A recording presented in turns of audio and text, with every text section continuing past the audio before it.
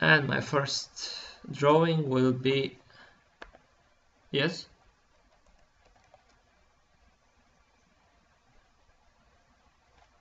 it's quite easy. I hit 6 and then I hold the shift key and click the furthest drawing I need. So if I'm 6 and then hold shift and click 16, I get all of them. If I want 6, 7, 11, 10 and 15, I have to hold control. It's just like in Windows. If I want to pick separate, I just hold control key. If I want to pick all, I hold shift key. That's all. And then I drag and drop them here.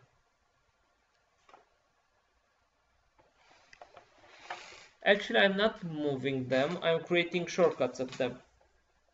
Because I can also bring the hat here, and it's no problem. I have it here as well, because actually the drawings will always stay here on the right side, and they are unique throughout the project. However, when we're doing different plans, we will need different drawings, and maybe two people need it at the same time. I will need the 3D model of the bridge. Whether one colleague is doing the reinforcement, the other is doing the formwork drawing, they'll also need to make some reference to the same file, the same 3D drawing. So this is why we're actually doing shortcuts to them and not doing copies of them or moving them. Okay, I'll remove the hat, and whether I say here or on the right, it's the same. So I'll give import from AutoCAD. So if I change the name here, it's also changed because it's the same file. I'll set it as active drawing, red. And now, before doing the import, let's find the source. You have to open it with the viewer. If you don't have AutoCAD, you can download the free DWG viewer. Or if you have AutoCAD, you can just open the drawing files. Because we need to do a conversion. And this is because the different ways that the two programs work. In AutoCAD, we use drawing units, while in Allplan, we use measure units, length units. We draw always one-on-one, while in AutoCAD, we scale things, we draw at different scales. And another aspect, important aspect, is the one regarding text. In Allplan, we're going to say a dimension that we want on the plotted paper. However, in AutoCAD, we have to say a dimension in drawing units. So these two differences, which are the converting drawing units to measure units and adapting text to a certain scale, should be compensated when importing a DWG file. So now, with a DWG viewer, if you want to download, it's a free program, I will open the DWG I received from someone else and want to check these two aspects. One aspect will be the scaling. The second aspect will be the drawing unit. So this is the format AutoCAD uses. So an AutoCAD drawing file, this is its file format, DWG. It's a sort of IFC for AutoCAD, let's say. So this is its standard format, DWG. So any drawing from AutoCAD can be DWG or DXF. But they are close, they don't have real differences. However, if someone gives you a drawing from AutoCAD, it will most likely be DWG file. So this is the file format, and the AutoCAD is the software where it was created. So this is the model space in AutoCAD, and we have different layouts. I can import in Allplan anything from the model, the layout, or only one of it. So before doing an import, I'm going to open it with a viewer, and I can measure in viewer, and I'm going to find out in what unit did he work? What was his drawing unit referring to? So I'll hit measure, and I see should be 80. And I know it's 80 centimeters. And now I look, it's 0.799. Well, that's their working precision. But I understand that they drew in meters. So this segment, which should have 80 centimeters, has 0.799 drawing unit. So drawing unit is 1 meter. So I found out that he drew in meters. This one is correct. And now another aspect is regarding text. He might have different text. However, I use the most current. So I'll say 150. That's all I needed to know from this WG. In what is his drawing unit, and I found out it was meters, and what's the scaling of the text. I don't need to keep it open anymore. I can close it. And in order to import it, I'll go to File, Import, AutoCAD Data. And now I'm going to that target, which is somewhere around here. And here I'll go on this wheel, on this gear, and I can use certain favorites for import, because I can import different aspects. I can import the paper space from, it's exactly like in AutoCAD, paper space as layout, or I can import the model. You've seen that in AutoCAD, in paper space, we assemble the plans, while in model we draw. I can decide what I want to import. However, for us, when we start modeling 3D, the relevant thing is the model. We need the model. So I'll say I'll import the model from the AutoCAD file to a drawing file with the layers. So I'll have all the original layers created by the person who gave me the AutoCAD. Now, later I'll have to say which kind of objects I need to import. Maybe an import is not that relevant. Usually I'll receive a 2D AutoCAD drawing. However, if I'm going to export it back, it's important I give it 2D elements, because if I give them 3D and he only wants to draft in 2D, there might appear some problems, some volumes. And I'll use 2D. Unit should be meters, and then on scale I'll say 50, because it was 1 to 50, and also the layout scale will be the scale I'm going to see it in AutoCAD, in Allplan. So it was created originally in AutoCAD in 1 to 50, and I'll see it also 50. I need no scaling. Also, if I'm going to import some details from AutoCAD, which is scaled, it's drawn 2 times bigger, I can use this resizing factor in order to bring it to reality, to 1 by 1. It's not the case here, so I only have to say OK, open, and sometimes some elements are not fully recognized by Allplan. So I have here modify button, and I can check here show unmapped resources only. There's no problem here with colors.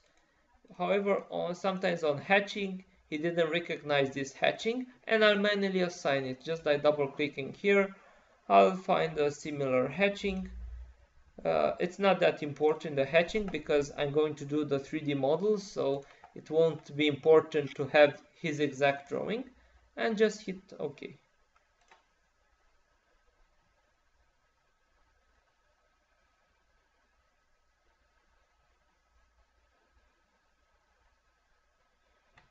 Yes, usually it matches the databases and you will receive the same hatches. However, on some hatches, it isn't sure, and we have to manually do the equivalent. But also, if I hit save, he will learn the matching I've done, and I'll only need to do them once. Once I receive again on similar AutoCAD file, I won't need to do this again. Here I already have imported it. If I want to see the background just like in AutoCAD on black or on a dark gray, I can do it by changing these options here. we have this sign for options. And here on environment, I can also change this saving time to 1 minute, automatic saving time. And I'll go to the display and change my background to black because it's more relaxing for the eyes to see black. And because of the fact that the person who gave me this DWG file worked on a black background, and the colors are calibrated for black, so they aren't seen quite well on white. So okay, now I can see this is his model. I see that the elements are intelligent. For instance, this is actually dimension line. It's not just a text with lines. Also here are dimension lines, and this is a circle with all these parameters. This is hatching, so it's not only lines. It imported in an intelligent matter. I can change text. It's as if created in AutoCAD here in Allplan. Also, if I go here, I can access the layer tabs, and at the end I'll find these layers, which were the layers from this project. So these full names, I have the same layers from AutoCAD. For instance, if I don't want the dimension lines, I can start deactivating them. Let's say here. So these are the layers exactly like in AutoCAD. I can freeze a layer or turn it off.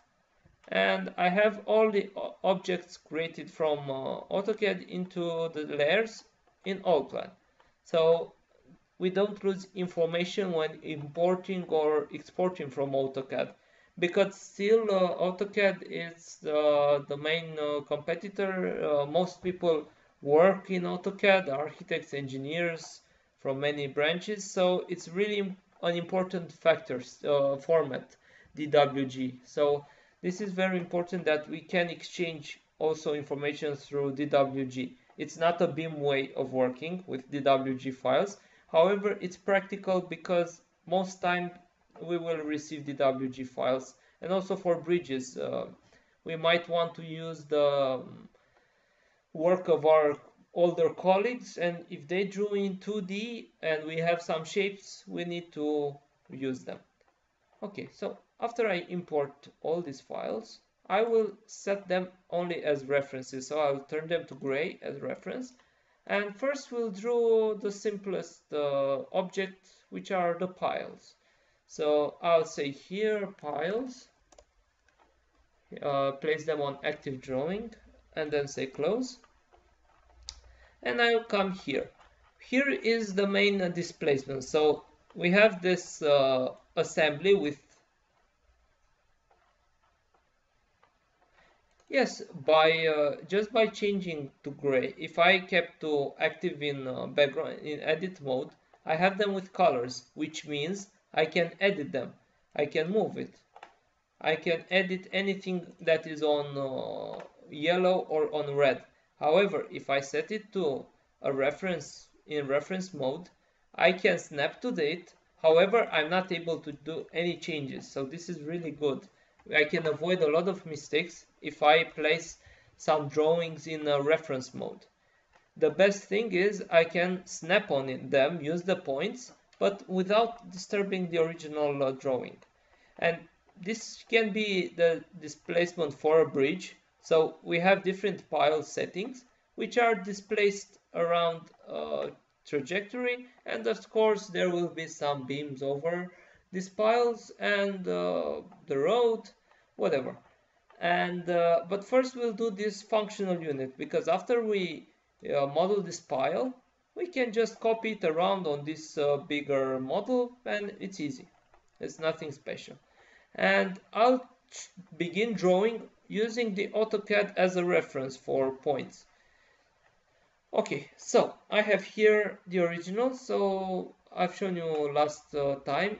We have some piles which are under a rafter, and on the rafter there is this bigger column, and on this column we'll have some beams. So we'll begin with the simplest element, which are these piles, and we can do them with we can also use some architecture function, I'll go to architecture and say basic walls opening, and I'll select here a column, and I'll go to properties and I will set some dimensions. I don't know the dimensions, I have to look. It's let's see what kind of piles we have here. There is no distance here for it, so I'll have to check the radius. I'll hit this tool, measure length, and choose, see here that it's 0.6 meters, the radius. And now when I say column, I go to properties, the radius is 0.6, and the height, I have to establish the height, that's another aspect. I look here for the height. I don't need to know the height, I'll just need to know some coordinates. Here there are D and C, from where to where. And there used to be a table as well in the layout. However, I'll make them 25 meters long, so it will be easy. For this example, I say column, and when I'm going here at relative height, and I'll use some absolute coordinates. So I'll say the bottom of the pile should be at minus 25 meters, and the one above, I'll say, I don't know, it's minus 2 meters, let's say. So the pile will result in being 23 meters long just by calculating the difference. So it's really good to work in a parameterized way, because we can easily do then changes. We just change the bottom level and we get an actualization, an update of all elements. Okay, and here is also the result, 23 meters. I will also add some attributes. I'll say for trade, concrete work, then I'll say cube meters I need for the quantities of this pile, and also priority. Okay, it's 100. We'll talk about priorities. Material, I'll define a material. There can be 40. I don't know how you know. What standard are you using in Canada? Oh, okay. The International Building Code. Does it ring a bell, or have something particular? Yes.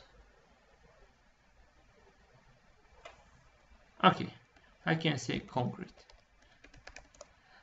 But I should have mentioned the class. And in Libya, what standard do you know you use? Okay, concrete.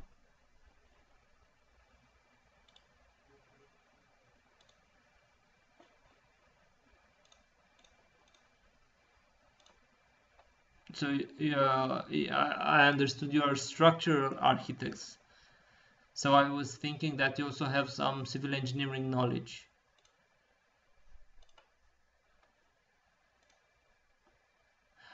Okay. No problem. So I'll get here in the database something. I'll say from the office. I will choose standard material, structure. You'll have them in English. I have them in Romanian, these translations. I'll just choose concrete, and then I'll edit it a bit. I will make it a bit transparent.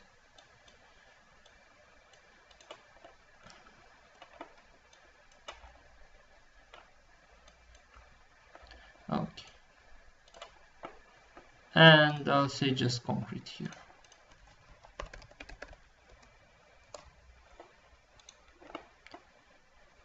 Okay, and I'll place it here. I won't use red, I'll use another color and place it like here. I can also activate the animation windows to follow what I'm doing here.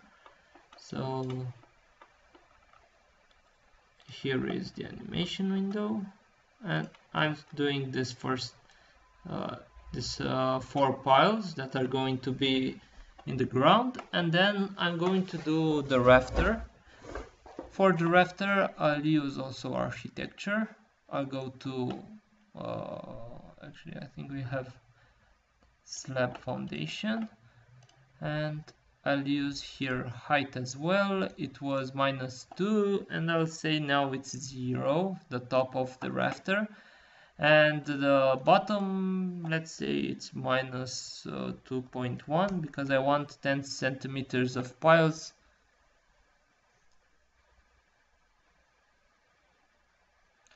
Well, I didn't look here. I want the top of the rafter of this plate to be 0, and I want it to be 2 meters and 10 centimeters tall. I'm just drawing it. I'm not designing it right now. Yes, we're just doing some drawing now. We aren't designing it. Design means something more. We need to model geometry, earth, and do some loads. Of course, there are some aspects before knowing how big the rafter should be. Concreting work, material, you can see concrete. And I'll use a style area. Instead of hatching, I'll use reinforced concrete. And I'll also choose this surface. I'll hit OK. And to draw it, it's like drawing a rectangle. I'll just start drawing it over this shape and hit escape. So I also have the rafter. Yes, it's I overexposed this texture, and that's why it looks so white. I can change this texture a bit.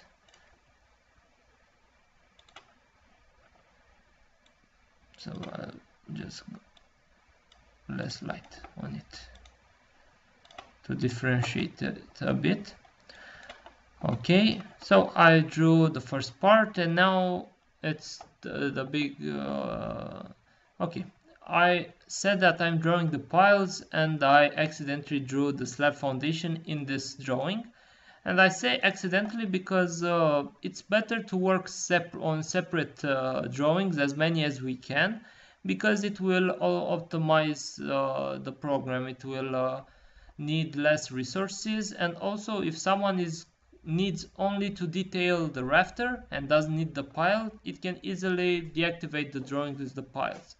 So now I'm going to move this slab foundation into another drawing, and this can be done really easy just by saying edit cut, and then go to another drawing here, which I'll rename it to rafter or slab foundation.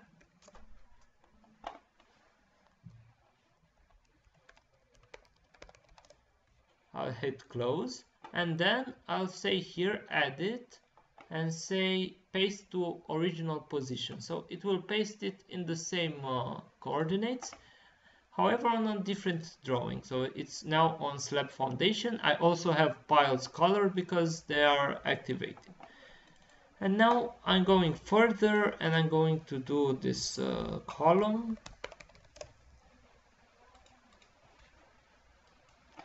So I grayed out also the 3D I've created up till far for not to be able to select it by accident. However, if they are on gray, it's no problem for visualizing. I can visualize the objects, I can snap to them. However, I won't be able to edit them in this mode, which is good, but I can also visualize. And first we'll start by doing these shapes. We need to study it a bit. We have here a few sections created. It's the E, F, and D section. And this special column is like this. It has this constant area up until here. So we can only need to extrude it up until this line. Then we'll need to do a trick in order to obtain this curvy shape. And then we'll eliminate the crown of it with another constant shape. It also might have here some cuttings. We'll see how we do it. Okay, so the first aspect, I need to identify FF section in order to know the cross section of the first section of this column. FF, it's here. So we will begin with this basic shape, and I'll do it using the 2D functions for drawing. I'll say here basic and go to line, and I'll start drawing. I only need half of it drawn, so I'll go from here to here, and then I can just mirror it. And I also needed one extra line here and here, and I'll end this with a circle. I'll say circle, and I'll just hold over until I see that sign, that plus sign. And after I identify the midpoint, I will extend up to this. I see I didn't identify first the lines, so I'll do a different way. In order to draw a circle over an existent one, I can use this function based on 2 points and a radius or diameter, and I can click this first point, then click the second point, and when I click the third point on the circle, it's easy for me to finish it. It identifies the exact circle, and the only thing left here is to trim some lines, because it's really important I obtain a closed shape. Now I'm going to do what we learned on 2D, auto-delete segments. I'm going to eliminate these segments, and now I have here a closed shape.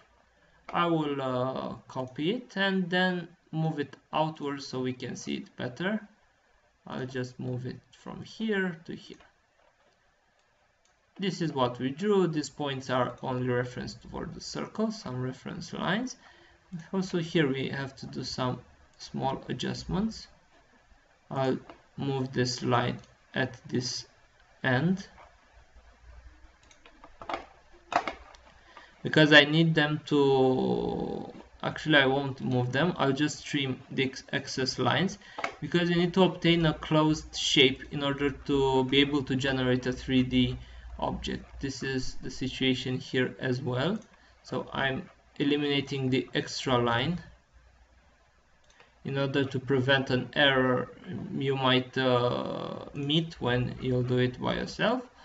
Okay, so now I have this shape, and I'm doing the steps we did last time. Going to bonus tools and say convert elements from 2D to 3D. Okay, these are the elements, and I have now only the shape of it. It's blue on blue, so it's hard to spot, but this is it. And now I only have the outline. In order to have a surface, I'll use 3D surface, and I'll say 3D surface from existing 3D lines, and I choose these 3D lines. And now I can change the way I look at the model I change to look it from a corner, and I'll do some extrusion. However, I want to find out how much I need this straight area. I don't have a measure, so I'll just measure it with this measure tool. We have here 4.2. Okay, and I'll do here as well. I'll say extrude and select the surface and say 4.2, but with minus. I don't know, it gets to the opposite direction. Now I have the first part of it, and I will have to place it. So in order to place it, I'll activate two windows because it's easier. To place it correctly, I will need two windows, because or I can do it in one window. The problem is either I choose to place it using a 3D view. So I can do this. In order to place it correctly, I can say here, let's say right click, move from this middle point to the middle of this with right click, midpoint, and I get it from directly on top of it. However, this might be tricky for some shapes because it's hard to find their middle, and we can work in two plans. So we can look from above. So I'll say this is my shape. I'm going to move it first in plane to be over the existing part, so the one I started modeling, and then I'll check if here it's everything okay. It seems it's okay. If it weren't vertically okay, I should have moved it here as well, do some adjustment on it. It was not the case now, and it's okay. Now we'll do the tricky part, which will be this shape. So this shape basically will do it like this. We'll start from the small cross section, half of it, from the half, this small half, and we'll get to this large half of it. So we'll also need to draw this part in order to be able to complete. Unfortunately, I deleted my 2D shape, so I'll have to draw it again. That's no problem. I'll draw it again. So I'll go to basic, circle, and first I'll create my circle using this option based on 2 points and radius diameter. I'll say the circle starts from there. Just have to click 3 points on this circle and it should fit it. No, it didn't, so something's wrong with that circle. I can also use that original. No, it wasn't, although I gave it 3 points on it. Okay, now it's okay.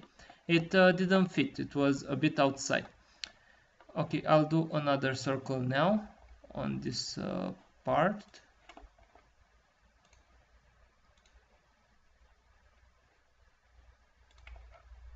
No.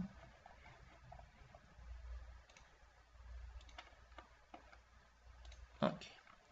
And now I'll do some lines. I need two cross sections. One will be the big one from here.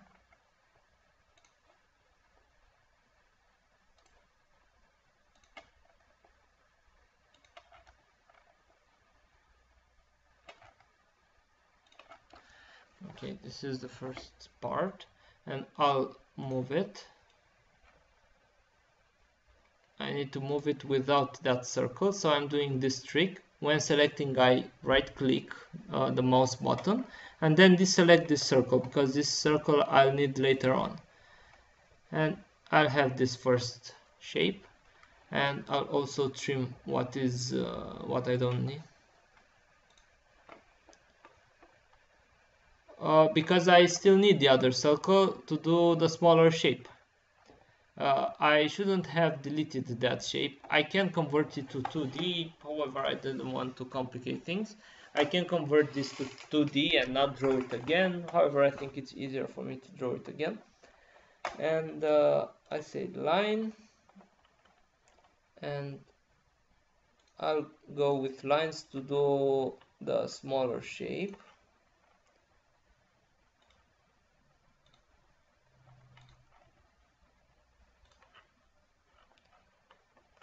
And then say move. And now I'll trim it with auto delete segment. No, that was good. I didn't need that part.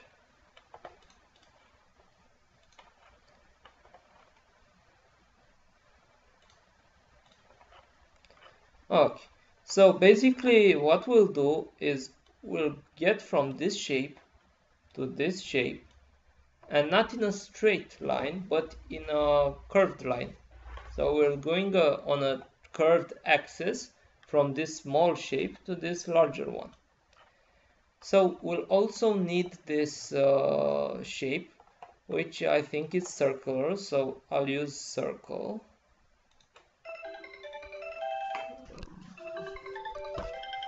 Wait a second.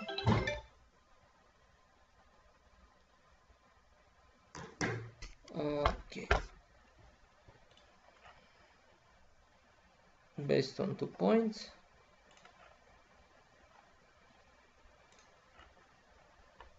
However, I don't want the full circle, so I'll say circle, and now I'll have enter and angle and delta whatever.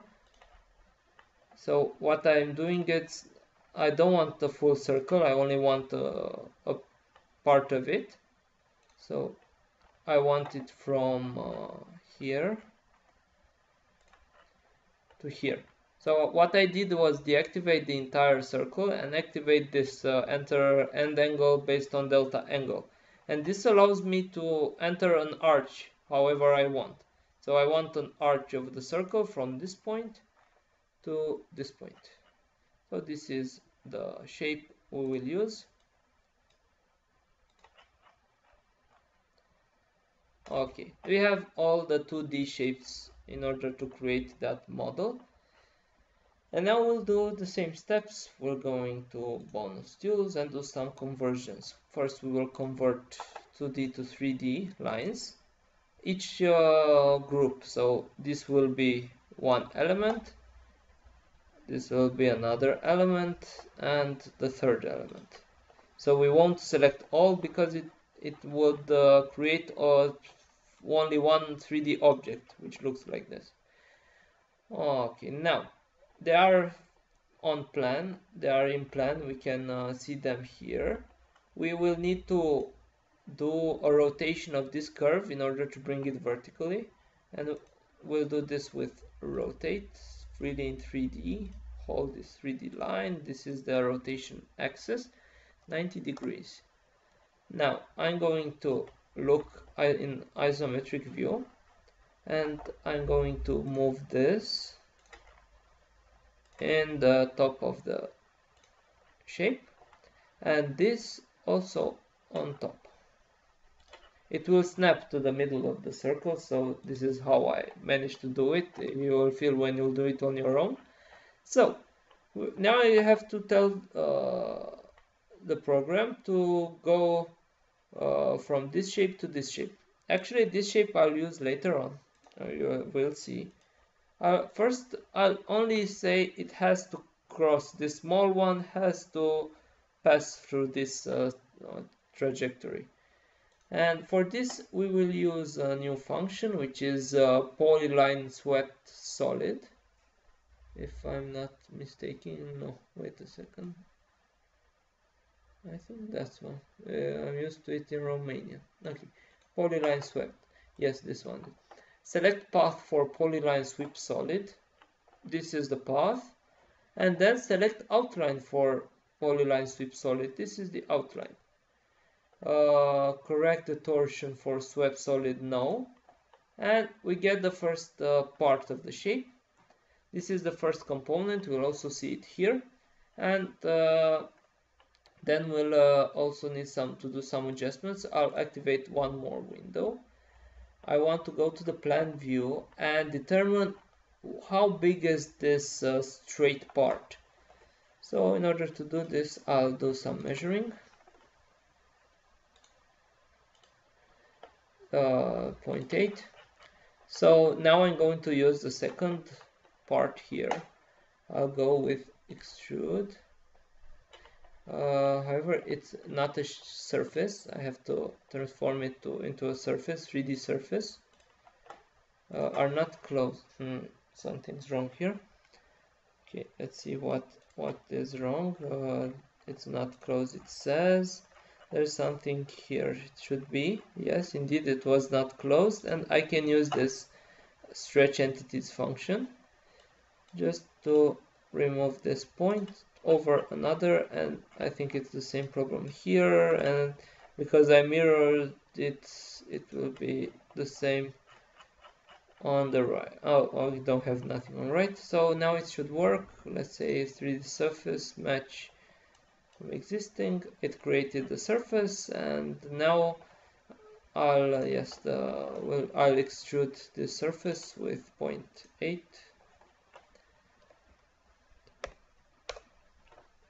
Okay, now I have this shape as well, and now we'll do some adjustments. We will first move them here I'll move them in this view, and also this top I will bring it here on this.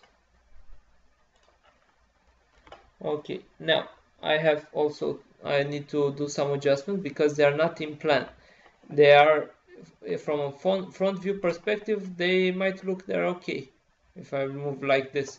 However, because I move them in a front view or a perpendicular view, they are not yet correct. I will also need to move them in plan correctly. So in order to, this is how we do in 2 steps. First time I've shown you, we did it in a 3D view, in isometric view, so we only needed to do once the move. However, this way we have to do it twice, one time in a view, the second time in the other view.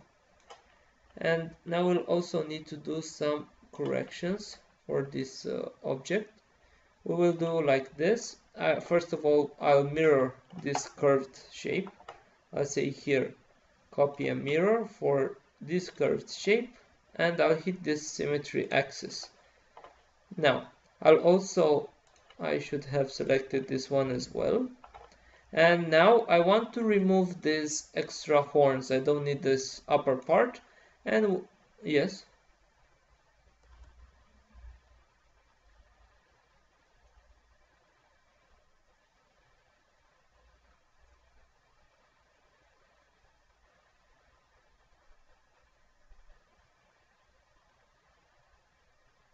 Yes, I could do that as well, of course. But I'll also need this V shape, let's say this triangle, because I need to fill it. So it's no real problem. I could do that as well, of course. And now, actually, I will do it like you said. It's a good idea. Now I have to eliminate with a plan this extra shape because it should go up until here. And I'll do this with cutting, slice it, and I'll hit this object and then say some points on a plan I need to slice with. So actually there are any points on this lower part. 3 points are enough for him to know the plan. So I've sliced this horn with a plan defined by the lower part of this upper girder. So I'll delete this, and now it should be okay. Then we'll need to mirror it again. Say mirror, choose this and hit this part. And now we'll need to close this shape as well. You'll see it on the movie actually, it's quite easy. Okay, now I'll only need to fill this extra object to fill this side because it looked like here it's filled. So let's think a bit. I think I can use some extrusion and it's easier like this. I'll do some extrusions in order to close this shape, or I can do it more elegantly. I'll do it like this. I will create a view, a front view of it without annotations, and I will need this shape, and I can convert this into a 2D shape.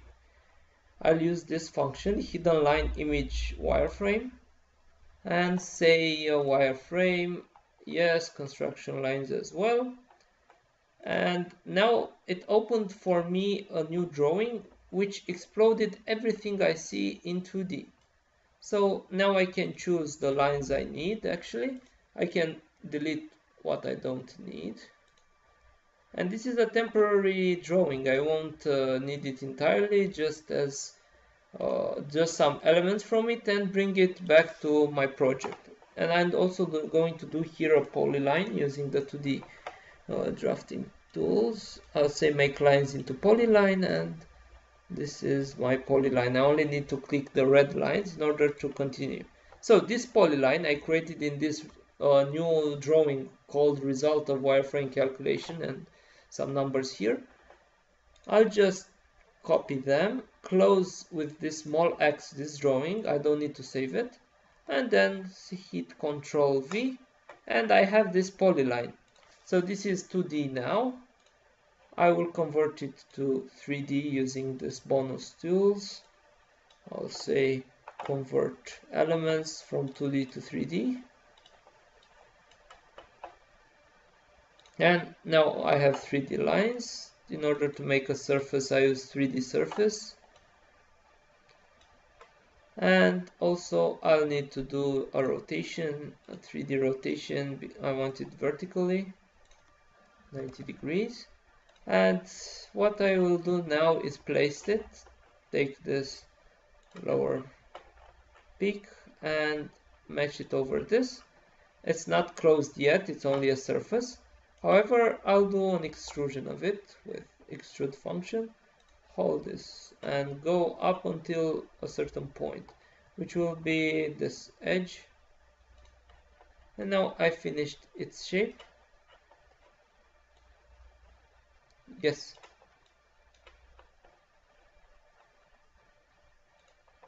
With what?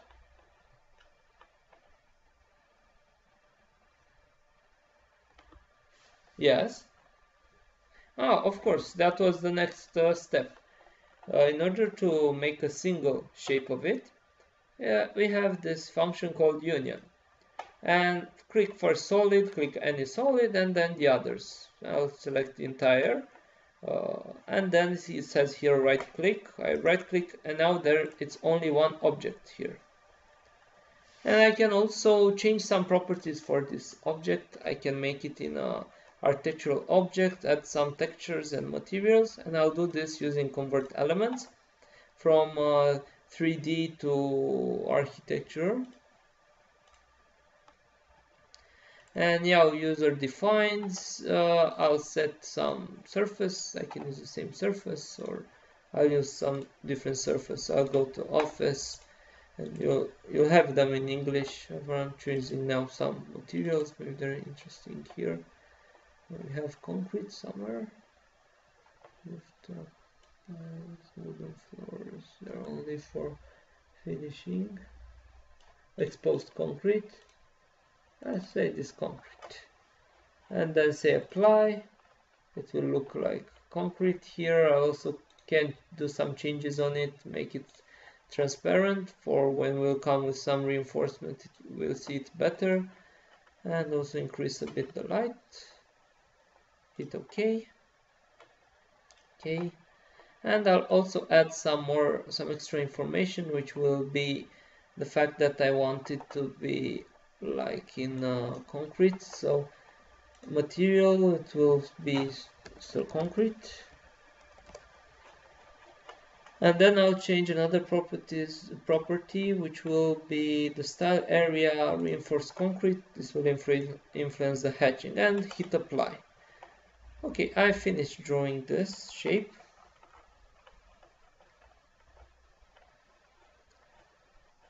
Okay, we have here this shape. Okay, and now we will we actually finish this model. We can do this detailing for it. We have this on the objects created. Now we can also place them because we already managed to model them. So this shape I can say now and activate the other drawings as well. And I'll say here copy, select this shape. I'll choose this point and then go on this trajectory and start copying. If I need to rotate, I can rotate them as well.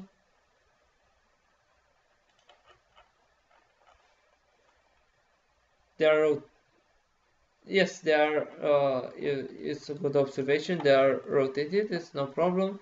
I'll just say rotate, and let's say I'll rotate them like this, and then move them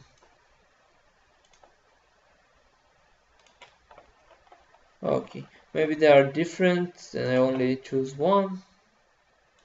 We can easily do some changes if we see differences. If they go to a bigger part, however, these are, yes, they are pretty different. But this would be the way we start doing after we model the first part.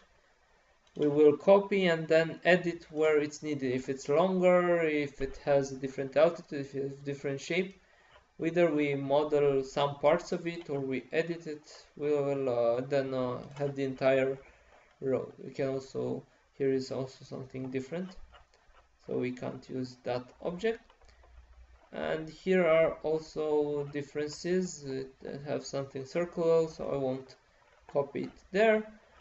And we also are able to do from one copy and rotate. So I can also choose here, this is the copy point. No, copy and rotate it. I copy and paste it, rotate. So I choose this point. And for instance, I'm going to place it here. And then I can do a rotation. I will choose this reference point and like this. So I only use one function and can do both things, move and rotate. Copy and rotate actually. Here it won't work because it's a 111.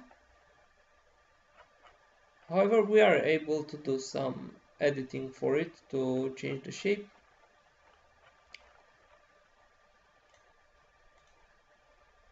Okay, and this is how we would do. So there may be different types. We would start modeling the different types as well.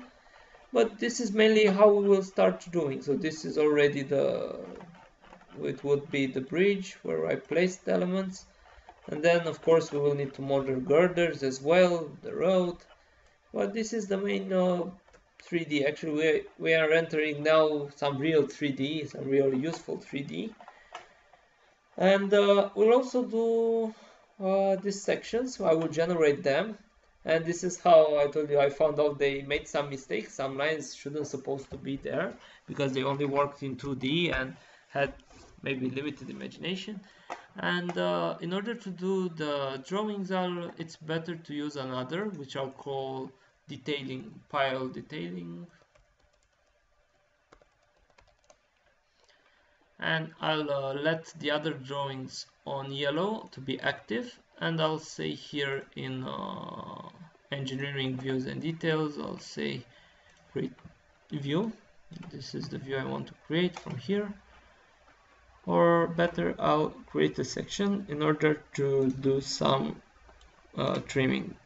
As you see here, they didn't, this is usually how long the piles are, although here on their drawing they made here an interruption of the pile, so they didn't, it's not that relevant to see actually how long it is, you only need to know how long it is. So we can also do this. Now this is reality, and I'll do some trimming. After I place the section, I can just draw another rectangle by 2 points and then hit escape. I can call this section whatever, say 15. And then in order to have the lower part as well, I'll create another section and choose only the lower part. So I'll place it somewhere here, let's say. I'll choose only the lower part of it, no title, and then I'll just move it as an extension of the existing drawing. So okay, lower. Why I do this is to have more space on the piece of paper. I only need to know where they're starting from. But actually I see some differences here. Yes, these points should go a bit here. There's no problem in doing this thing. I'll show how easily it can be done while I'm detailing it. So we needed this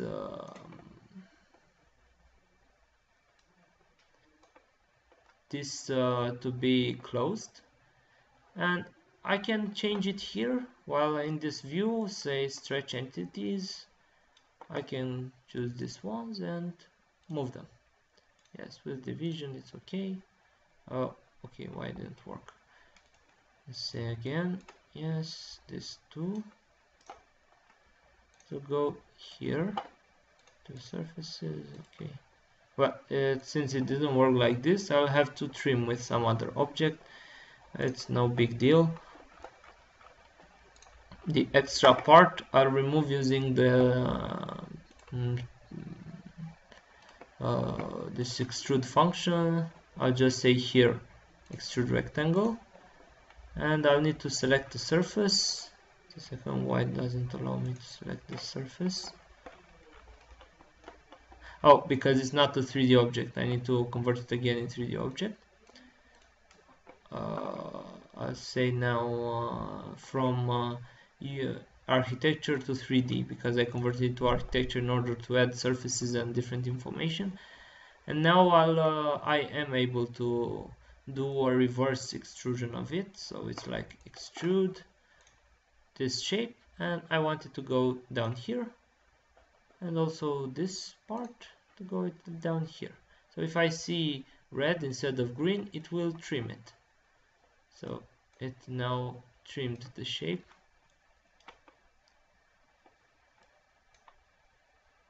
And it will look better also in this cross section I'm creating. Also, I needed to do that behind. You see the pointed lines indicate the behind the object, and I didn't trim there yet. So this is why I still have some part. So actually this is good to prove that you don't need to see it in space. The program will show you the correct representation of lines and the correct object. So many errors are avoided this way, because the views are automatically generated and I'm not doing them by my imagination. The 3D model should be correct in order to have correct results. And this is how I change here the results. Now I have continuity. And also I'll go to engineering views and say dimension view, and I'll do some automatic dimensioning. However, on some objects there are too many automatic dimensions, and sometimes there are too few, so we will need to find the balance between them. If I see too many, I will delete the many there are and do some manual. However, I want to do some small change here. I don't like the fact that they place the text of the dimension in between lines. I want it above, and I can do some small adjustments here to have a better representation. These are the points. Okay, and if I see here too many points I don't need, I just right click, say delete dimension point, and I'll eliminate those not needed. The program automatically marks any vertex it finds. So here this is the real vector shape, and it used its vertices it added for every vertices a point. I don't need that point, it's enough to bring it like this. So you see it's easy to correct. Also here, if I want to add points, I say right click, add, and I easily complete this drawing. So it's no problem that sometimes the automatic detailing gives me too much information or too few. I can complete it with other information as well, just by editing the existing dimension lines. Okay, and also I can use level lines. Let's see how they're translated here. Elevation points for different objects. Actually, I think I can choose this. No, I'll choose the full for here. So why it doesn't work? Let's say it's column, yes, because fixture elements, they're all selected.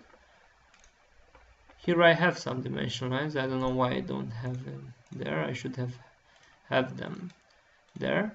However, you see that they are also generated automatically. I don't need to remember those dimensions I used. I only need to model it correctly in 3D. And now I'll just do some cleanup here.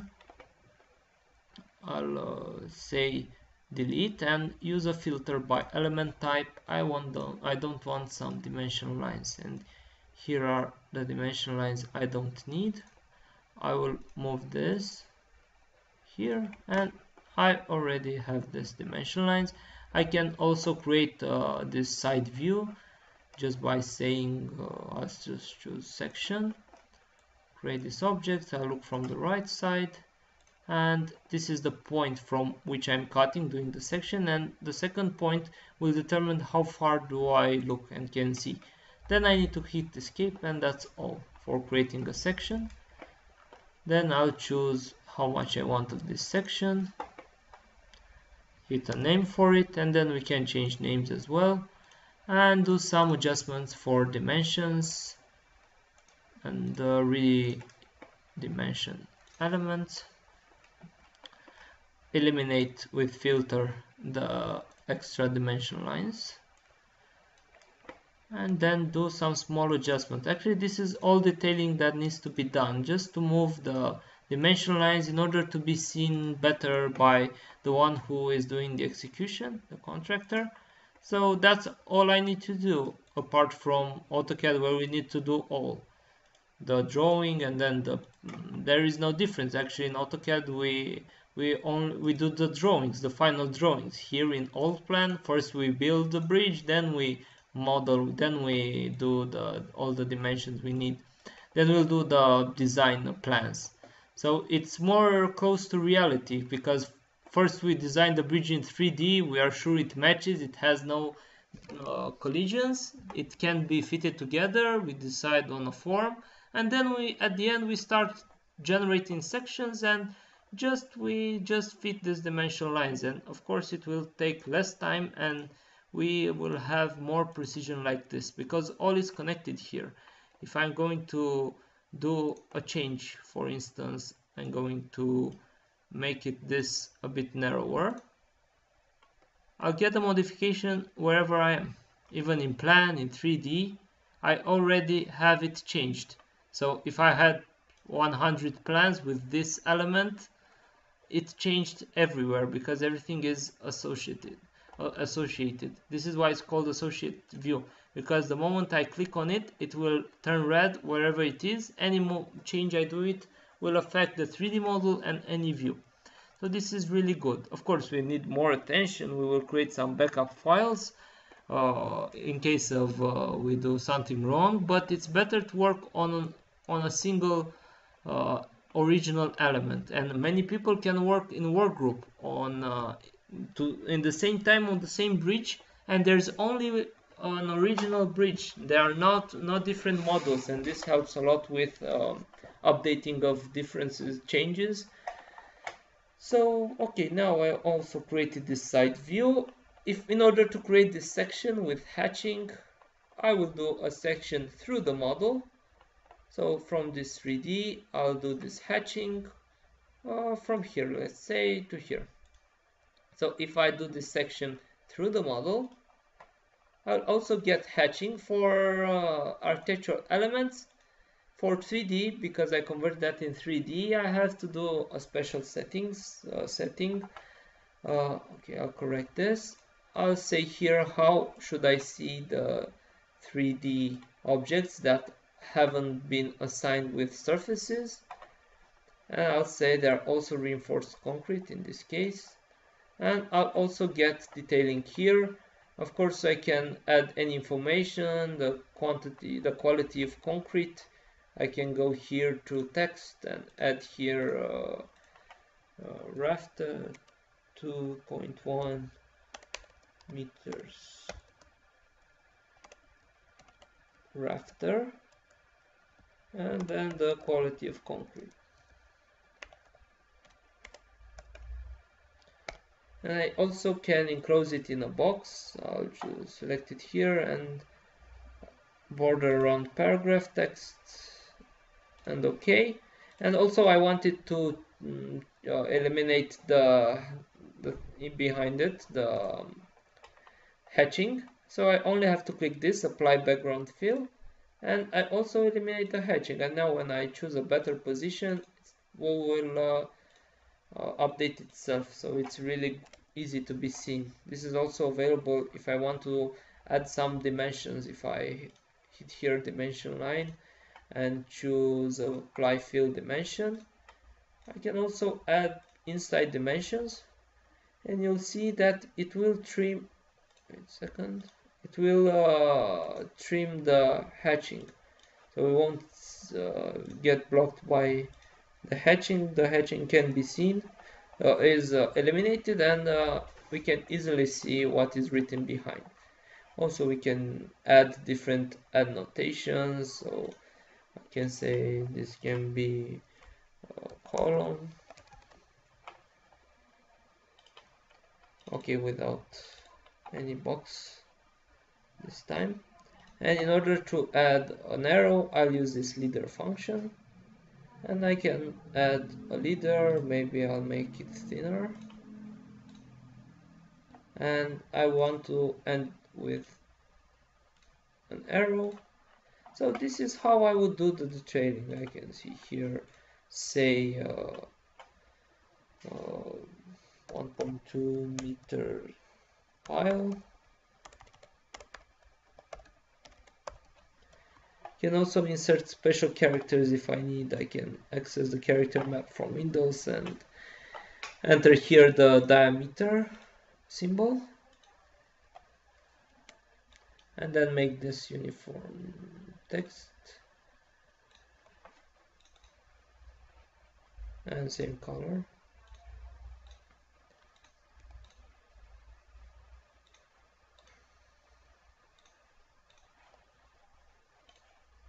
Police is coming.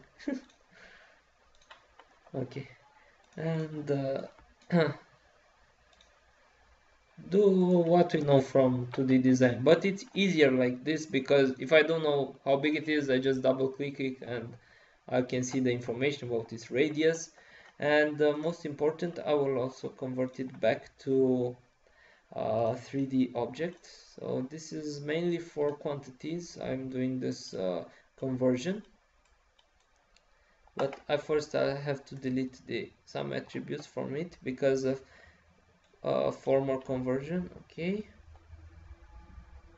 because I first created a 3D object, then converted to architecture, and then went back to 3D. The program added architecture attributes to the 3D model. However, I want it to be now a 3D shape. I'll also create a copy here because I want to show you something interesting. And now I'll convert it back to architecture from 3D to user-defined architecture object, and this object should have some information. Oh, it's still 3D object. Let's see. Convert from 3D to user-defined. Yes, this one. 3D object. How is this possible?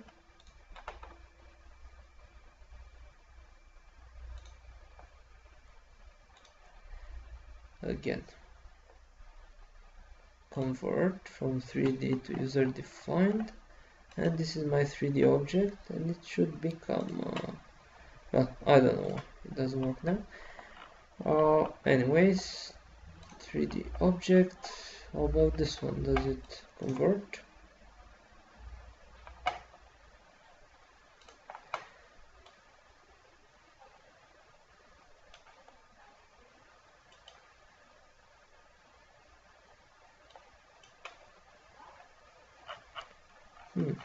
It's strange, because first time we did it, it worked without any problem. I'll just bring it back, perhaps. Okay, no, this is with problem. I'll just make this one. I'll edit. Does it have concrete? Okay. Okay, we'll see it. Oh, I don't know. I don't want to lose time now. Why it doesn't want to convert back? However, what I want now, these sections are done the same. This sections throughout the model. I can do some alignments. I just use the move tools and align a bit the two images. And in order to create these horizontal sections, I'll just ask for them. And we have a section here, one here, and one from above. So this is exactly what I'm going to do. I'll go to engineering views, create section, select this section, I'll look from above and do this first section. Maybe I want to restart or use some letters. I can change this here from settings. I'll say A and we'll change here to A, and then I'll come back with this detailing, escape, place the description section AA, and then we'll come back with detailing. I can do the same with any section. I can create a section through here. So I'm able to automatically generate what the first user did in AutoCAD. I only needed to understand his 3D model, and then I model it in 3D and get the same results. Oh, actually, they are better than what he did. There are some lines that he didn't interpret correctly. However, that drawing took him about a month to finish, while I did it now, demonstrating you in an hour and a half, so it's a big difference. And it also will take you, it won't take you very much if you also use the films. However, you'll be able to do impressive things if you do this application. And also I can use another, let's say, a section from above.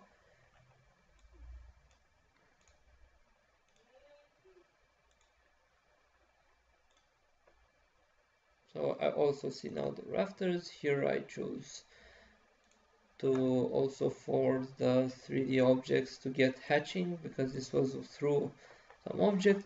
So we will only see the reality. Here we don't see the rafter and its piles because I didn't select them. I made the section downwards up until the pile, not further.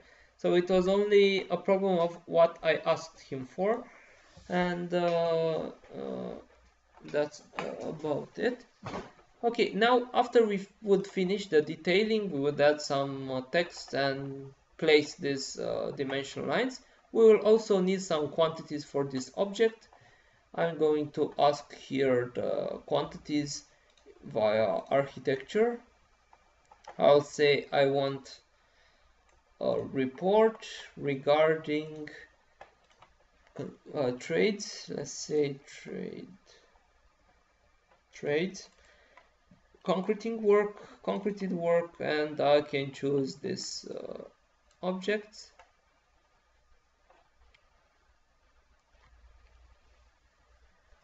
And now the software will generate a report with the needed materials, and I'll see here we have the piles. Because of the fact that I didn't manage to convert it in architectural elements, I don't know why, but I'll check. It didn't include that pile, so I only have these piles and the rafter. I don't have the column. However, if I choose here this, which I didn't convert, the user-defined architectural element, hit report again, and maybe I'll choose this object, right click. I'll also get, I should get that object, just a second. It's the same. Yes, it looks the same. Let's say Y. This object, it has the trade. No, it didn't have the trade, sorry. It should have the concrete in work, that's all. Because the list will list all elements that have that trade selected, the concrete work or different other trades. And now it will have that shape as well. So if you see here in this list, we can zoom as much as we need. We'll see the shape, and most important, we can export this in PDF. Let's say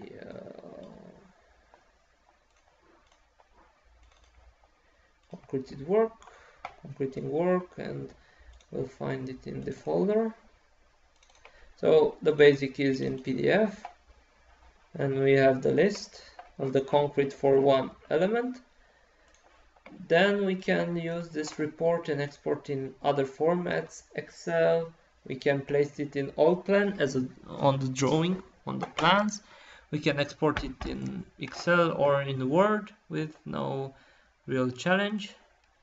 So we can also see here this list in Excel, add some price for the concrete, and also get fast result for how much it would cost these operations or these materials, how much it will cost in order to have this.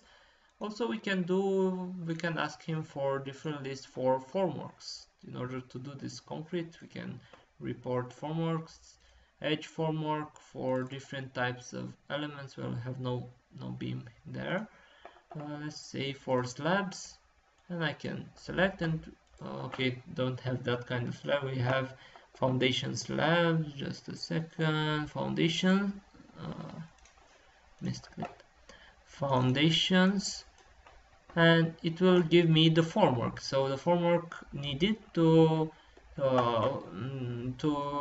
turn to pour concrete into. We create this form with wood, these 4 sheets of wood. We bring them up and we pour concrete and obtain that form. And we have also this in square meters, how much square meters we need of formwork. And I can also show you how to plan this. I'll say export it to Allplan, and then I'll get back to my drawing here and also place this list with how much formwork do I need. More interesting, I can also do let's see how it's called here. I can unfold this complex shape. I can go here and say unfold, and then do an unfolding of this shape. So I can start doing like this. I'm unfolding the shape. I can also create it in from paper. So I can choose where I want to extend and then do the extension. Okay, I'll do it again to start normally. So it's the unfold. So this is how we can also establish the formworks needed for an object. Just a second, I'll say unfold surface for this object. This is the first part, and then I'll start unfolding it by like here, and the program will tell me if it has more to unfold, or I can choose where to unfold different parts of it. So in order to create the formwork needed to create these special shapes, the program will give me, I can generate this plan and see exactly the shapes I need to create that formwork, the formworks I need to obtain that complex 3D object. So it will extend in the way I see. So I can think of it a bit, and to avoid getting overlaps like I did here. However, this will be the unfolded. I can also do it in paper and then fit it. So after I cut the piece of paper, I can do a 3D model just by cutting through paper this shape. So this is the way I can determine also exactly what shape should I use for the formwork. I then raise up all these shapes and obtain that 3D object. So I can unfold any object like this, fold, and but this is for 3D. However, I can convert anything in 3D. Okay, so this is actually the main part. We'll talk tomorrow how we do plotting plans, and then we'll discuss what to go further to explore architecture modeling or start doing reinforcing. If you said you're more architect than engineer and you don't yet are familiar with reinforcement, we'll do architecture. You'll like it, it's easy. However, I'm interested in teaching you reinforcing as well.